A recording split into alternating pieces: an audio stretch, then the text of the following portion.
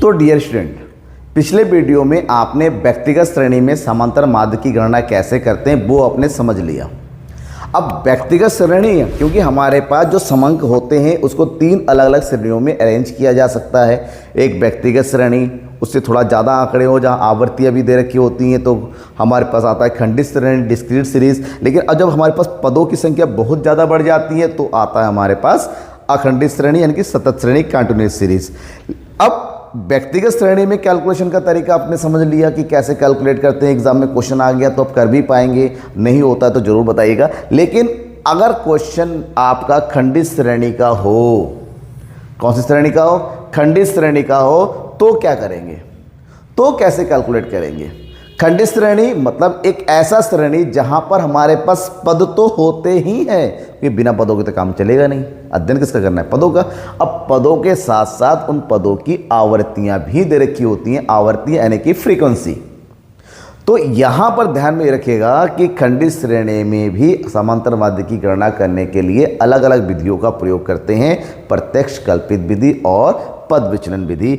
आज की इस क्लास में मैं आपको इन तीनों विधियों से क्वेश्चन को सॉल्व करके बताऊंगा कि आखिर कैलकुलेट कैसे किया जाता है। जैसा कि यहाँ पर क्वेश्चन दे रखा है, आपको पता होना चाहिए कि खंडित श्रेणी यानी कि डिस्क्रीट सीरीज क्या होता है। ये एक ऐसा सीरीज होता है जहाँ पर हमारे पास पद दे रखे होते हैं, साथ साथ पदों की आवृत्ति भी दे रखी होती है।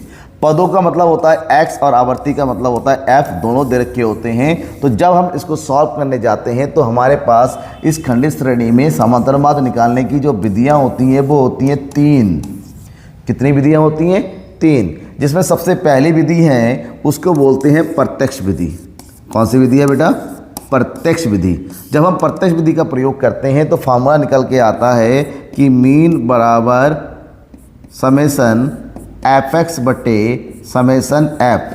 तो यहाँ पर जो समेसन fx होता है, f का मतलब होता है आवृत्ति और x मतलब पद, तो आवृत्ति और पद को गुणा करके जोड़ा जाता है, यानी कि आवृत्ति और पदों के गुणनखंड का योग बटे आवृत्तियों की कुल संख्या। दूसरा हम कैलकुलेट करते हैं, दूसरी विधि है हमारे पास कल्पित माध्य विधि।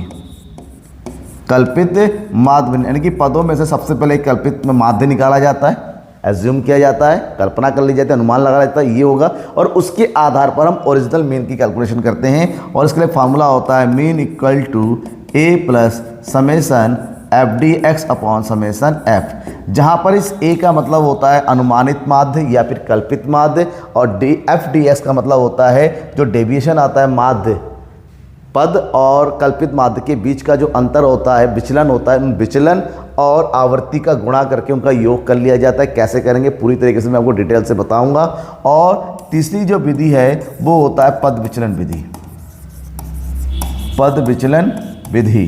लेकिन पद विचलन विधि का प्रयोग करते हुए एक शर्त है। शर्त ये है कि जो पद दे रखे होते हैं, पदों के बीच का जो अंतर होता है वो समान होना चाहिए। यानी कि जो पद दे रखे होते हैं, यानी कि मान लो 4 दे रखा है, 5 दे रखा है, 9 दे रखा है, 8 दे रखा है पद, तो ऐसे में हम इसका पद विचलन विधि का प्रयोग नहीं कर पाएंगे।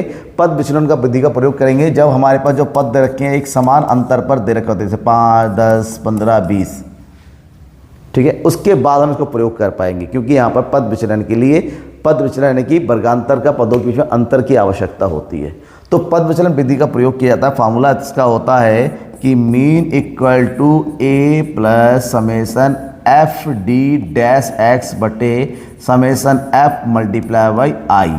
यहाँ पर a का मतलब होता है कल्पित माध्य, समेसन f का मतलब होता है आवृत्तियों का योग, यहाँ पर i का मतलब होता है वर्गांतर, यानी कि जो हमारे पास पद है उस पदों के बीच का अंतर कितना है, और यहाँ पर समान अंतर होना जरूरी है। और यहाँ पर d डैश x लेते हैं, d डैश x, और यहाँ पर d डैश x का मतलब होता है जो भी विचलन आता है, dx आता है जो यहाँ पर कैलकुलेट करते हैं, उसको हम i से भाग कर देते हैं। कैसे, किस तरीके से? चलो ज़्यादा टाइम वेस्ट ना करना है और आपको दिक्कत ना हो, इसलिए सिंपल एग्जाम्पल के साथ आपको क्वेश्चन बताना शुरू करते हैं। तो पहला क्वेश्चन है, निम्नलिखित आंकड़ों से प्रत्यक्ष रीति से समांतर माध्य की गणना कीजिए। प्रत्यक्ष रीति का प्रयोग करना है, और प्रत्यक्ष रीति का फार्मूला होता है जैसा कि मैंने अभी बताया, क्योंकि जब भी क्वेश्चन करेंगे सबसे पहले आप फार्मूला ही लिखिए, क्योंकि फार्मूला के अकॉर्डिंग ही चीज़ों को कैलकुलेट किया जाता है। तो ये हो गया मीन बराबर F x upon summation F. तो सबसे पहला काम होता है एफ एक्स निकालना, एफ और एक्स। एफ एक्स मतलब होता है ये जो एक्स दे रखा है और एफ दे रखा है, इन दोनों का गुणा करेंगे। क्या करेंगे? एफ और एक्स का गुणा कर लेंगे। तो निकालिए कितना आ गया, 20 और 17 का गुणा कर देंगे, 17 दूनी 34 और ये हो गया 0 लगा है तो 0 लगा देंगे। ठीक है, मैंने अभी कहा, पहले भी कर रखा हूँ कि कैलकुलेशन में मिस्टेक्स हो सकती हैं। कहीं अगर आपको लगता है कि मैंने जो कैलकुलेट किया वहाँ थोड़ा रॉन्ग है तो कमेंट बॉक्स में ज़रूर बताइएगा। तो फिर 11 और 30 की गुणा करेंगे, 11 तिया 33, 12 और 4 की गुणा करेंगे, 12 36, 12 चौके 48। ठीक है, 20 और 50 की गुणा कर देंगे, ये हो जाएगा 1000। फिर 14 और 60 की गुणा करेंगे, कितना होगा? 14 संग 84। फिर 16 और 7 की गुणा करेंगे तो ये होगा 0, 6 7 42, 7 एकम 7, 4 11, 1120। फिर 80 और 10 की गुणा करेंगे तो ये हो जाएगा 800। ये हो गया एफ एक्स गुणनखंड। इतना ही नहीं, अब हमें टोटल करना है। पहला टोटल करना है एफ का और फिर गुणा करना है एफ एक्स का। टोटल करेंगे एफ को, कितना हो जाएगा? 7 8 8 2 10 10 4 14 6 20, कैरी 2, 3 4 5 6 7 8 9 10, ये हो गया 100। यानी कि ये हो गया समेसन एफ हमारे पास आ गया 100 100। और उसके बाद एफ एक्स का टोटल कीजिए, कितना आ जाएगा? ये हो गया 0, ये हो गया 4 और 3 7 7 8 15, 15 और 4 कितना होता है? 19, 19 20 और 21 का 1 हासिल 2, 5 और 3 8 4 12, 12 12 8 20, 20 और 21, 21 और 8 कितना होता है? 29 हासिल 2, 3 और ये हो गया 4। ठीक है ना, ये हो गया हमारे पास समेसन एफ एक्स 4910। जो भी आया यहाँ पर लिखिए, क्या ज्ञात कर लिया? यहाँ पर हमने ज्ञात कर लिया। जब भी लिखिएगा क्या लिखेंगे? समेसन एफ एक्स हमने कैलकुलेट कर लिया, कितना? 4910। और साथ ही साथ समेसन एफ हमारे पास आ गया कितना? 100। ठीक है, अब फार्मूला ऊपर है, जो भी वैल्यू हमने निकाला फार्मूला लिखिए। तो मीन बराबर हो गया 4910 बटे 100, 0 से 0 कट गया और 10 से 491 को भाग कर देंगे, ये आ जाएगा 49.1। तो यही होगा हमारा क्या? अर्थमेटिक मीन, यानी कि समांतर माध्य। कोई भी शंका है, डाउट है, कोई भी दिक्कत है ना, तो ज़रूर बताइएगा। फिलहाल मैंने इस तरह से बताने की कोशिश किया कि आपको दिक्कत ना हो। ये होगी हमारी पहली विधि, प्रत्यक्ष विधि। अगर इसी क्वेश्चन को दूसरी विधि से करना हो, यानी कि कौन सी विधि प्रयोग करेंगे? लघु विधि। सेम क्वेश्चन है, इसका मतलब ध्यान रखिएगा, आंसर हमें पहले से ही पता है कि 49.1 ही आएगा। इसका मतलब यहाँ पर तो हमें कैलकुलेशन थोड़ा सावधानी से करना है। तो फार्मूला जब भी होता है, फार्मूला लिखिए कि मीन बराबर ये होगा A plus summation F D x upon summation F. तो एफ दे रखा है, एक्स दे रखा है, दोनों गुणा नहीं करना है। हमें सबसे पहला जो स्टेप उठाना है, हमें निकालना है डी एक्स। और डी एक्स का फार्मूला होता है एक्स माइनस ए, और ए का मतलब होता है कल्पित माध्य।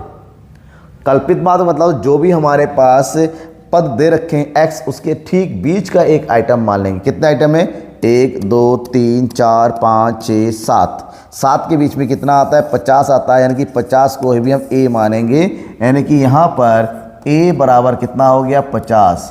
मतलब जब a आ गया तो जो पद है, पदों में से 50 को माइनस कर देंगे। तो 20 में से 50 को माइनस कर देंगे, ये हो जाएगा माइनस का 30। 30 में से 50 को माइनस कर देंगे, माइनस का 20। 40 से माइनस कर देंगे, माइनस का 10। 50 से माइनस कर देंगे 0, ये हो जाएगा 60 में से माइनस करेंगे 10, 20 और ये हो गया 30। dx आ गया। dx जैसे ही आ जाता है, अब हम निकालेंगे f और dx का गुणनखंड, यानी कि f और dx का गुणनफल f dx।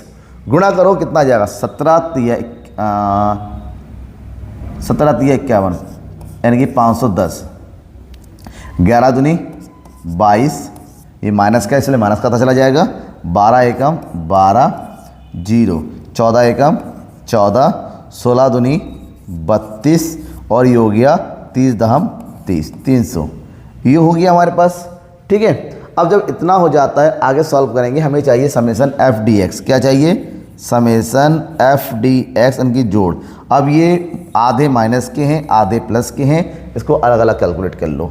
ये हो जाएगा हमारे पास 0, 2 2 4 और 1 5, इधर हो गया 5 7 और 1 8, माइनस का 850।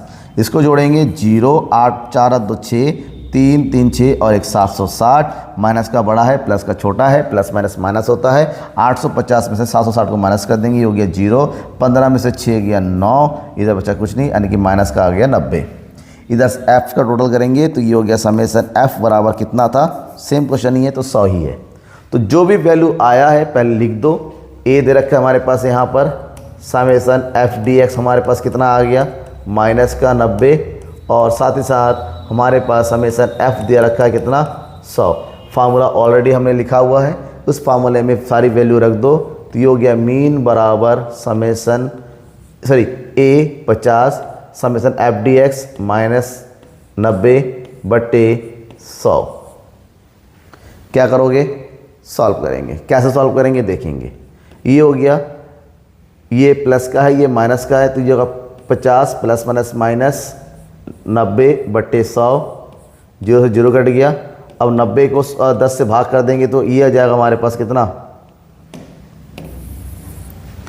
जाएगा बेटा, 10 से 9 को भाग कर देंगे, ये हो जाएगा 50 माइनस 0.9, और 50 में से 0.9 को भाग कर दो, ये हो जाएगा हमारे पास, माइनस कर दो 49.1।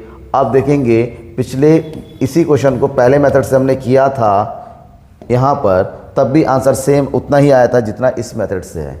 मतलब यहाँ पर सॉल्यूशन हमारा बिल्कुल सही है। अगर हमने कोई गलती की होती तो यहाँ पर आंसर भी हमारा अलग आता। अब यहाँ पर ये हो गया हमारा लघु विधि। लेकिन सेम क्वेश्चन अगर हमसे पूछा गया पद विचलन विधि, पद विचलन विधि हम खंडित श्रेणी में तभी प्रयोग कर सकते हैं जब बेटा हमारे पास एक समान पद अंतराल रखा हो। जैसे कि यहाँ पर पदों के बीच में समान अंतराल है, कितने कितने का है, 10 का है, तो हमारा आई यानी कि इंटरवल 10 का है। तो विधि कौन सा प्रयोग करेंगे, पद विचलन के लिए, यानी कि mean equal to a plus summation F D dash X बट्टे summation f multiply by I, इस विधि का प्रयोग करेंगे। यहाँ पर जो d डैश होता है उसको निकालने के लिए dx को i से भाग कर दिया जाता है। कैसे, अब देखिए। सबसे पहले तो dx निकालेंगे, जैसे कि पहले हम निकाला था, यानी कि dx इक्वल टू होता है x माइनस ए। सेम क्वेश्चन है तो हमारा a कितना हो जाएगा, 50 हो जाएगा। a कितना है यहाँ पर, 50, तो निकालेंगे 20 में से 50 किया माइनस क्या 30, क्योंकि पदों में एक समान अंतर है तो यहाँ पर एक समान गैप आता चला जाएगा, यहाँ पर कोई दिक्कत नहीं होगी। 20 और 30, फिर भी दिक्कत होता है तो ज़रूर बताइएगा। दूसरे स्टेप में अब निकालेंगे d डैश एक्स, यानी कि जो भी dx आया उसको हम i से भाग कर देंगे, और यहाँ पर हमारे पास i कितना आया, 10। i का मतलब जो हमारे पद दे रखा है, पदों के बीच में जो समान अंतर दे रखा है, समान अंतर को लेंगे। कितने का अंतर है, 10 का, तो i हो गया 10। तो 30 को 10 से भाग कर देंगे, माइनस का 3, 20 को 10 से भाग कर देंगे, माइनस का 2, 10 को 10 से भाग कर देंगे, माइनस का 1, यहाँ पर जाएगा 0, सेम यहाँ पर जाएगा 1 2 3। देखिए अब कैलकुलेशन छोटा हो जाएगा, इजी। अब हमें क्या करना है, f और d डैश को मल्टीप्लाई कर देना है। तो यहाँ मल्टीप्लाई करेंगे, आ जाएगा f d डैश x, 17 तिया 51, 11 दूनी 22, 12 एकम 12, ये हो गया 0। ठीक है, यहाँ करेंगे 14 एकम 14, 16 दूनी 32, और ये हो गया 10 तिया 30। अब इनको टोटल करेंगे तो आ जाएगा summation F D dash X, कितना आ गया, जोड़ेंगे, ये हो जाएगा हमारे पास 5 5 6 7 और 1 8 माइनस का 85, यहाँ हो जाएगा हमारे पास 6, ये हो गया 3 3 6 और 1 7 76। 85 में से 76 को माइनस कर देंगे, 15 में से 6 गया बचेगा 9, यानी कि माइनस का 9। ये हो गया समेसन f, यानी कि कितना जाएगा 100। ये हो गया हमारे पास समेसन f। ठीक है, अब जो कुछ भी आया हर क्वेश्चन की तरह यहाँ पर भी लिखेंगे। हमारे पास summation F D dash X कितना आ गया, माइनस का 9 आ गया। हमारे पास समेसन f कितना हो गया, 100 हो गया। हमारे पास i कितना हो गया, 10। सारी वैल्यूज़ है, सारी वैल्यू को यहाँ पर रख दो तो मीन इक्वल टू हो जाएगा a 50 F D dash x, यानी कि माइनस का 9, समेसन f यानी कि 100 मल्टीप्लाई बाय आई यानी कि 10। अब यहाँ पर वैल्यू को रखो, 0 से 0 कट गया, ये हो जाएगा 50 प्लस माइनस माइनस 9/10, बिल्कुल ठीक पिछले क्वेश्चन की तरह बन गया। ये हो गया 50 इक्वल, नाम का एक स्टेप ज़्यादा हो जाता है, वरना कल्पित माद विधि और पद विचलन विधि दोनों एक ही तरह का होता है, बस यहाँ पर एक स्टेप ज़्यादा करके कैलकुलेशन को थोड़ा छोटा कर दिया जाता है। तो ये हो जाएगा 0.9, 50 में से 0.9 घटाएंगे, ये होगा 49.1 और यही हमारा क्या है आंसर है। मतलब इसी को हम क्या बोलेंगे, ये हमारा समांतर माद निकल के आ गया। कोई भी डाउट होता है क्वेश्चन में किसी भी तरह का, बेझिझक बेधड़क कमेंट बॉक्स में लिख के बताइए। आपको डाउट को सॉल्व करना मेरी जिम्मेदारी है। किसी भी तरह का शंका है, सांख्यिकी से रिलेटेड, अर्थशास्त्र रिलेटेड, मैं हमेशा हाजिर हूँ आपके लिए, हमेशा आपके साथ। तब तक के लिए थैंक यू एंड बाय।